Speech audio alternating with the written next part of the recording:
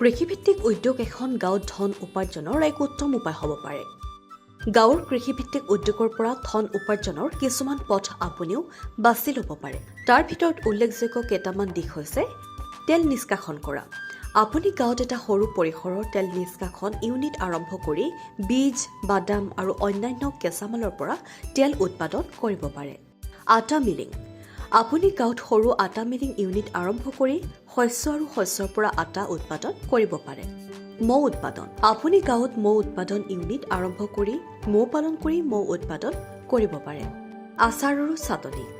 আপুনি ফল-মূল আৰু শাক-পাচলিৰ পৰা আচাৰ আৰু চাটনি তৈয়াৰ কৰাৰ সৰু ব্যৱসায় আৰম্ভ কৰিব পাৰে। জাম আৰু জেলি। ফল-মূল আৰু শাক-পাচলিৰ পৰা জাম আৰু জেলি তৈয়াৰ কৰিবলৈ আপুনি এটা ক্ষুদ্ৰ উদ্যোগ আৰম্ভ কৰি ল'ব পাৰে।